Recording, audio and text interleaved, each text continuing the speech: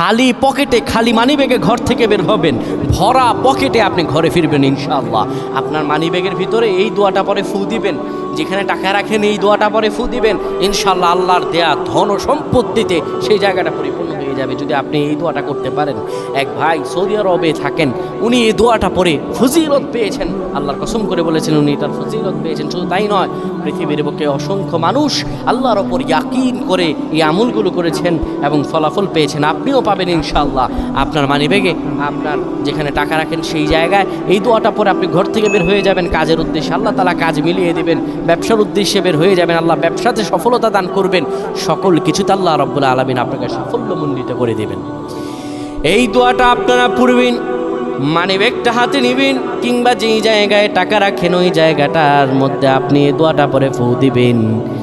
এই দোয়াটা হলো ওয়াকাফা বিল্লাহি ওয়াকিলা। এই দোয়াটা পড়বেন, ওয়াকাফা বিল্লাহি ওয়াকিলা, আমার আল্লাহ আমার জন্য যথেষ্ট।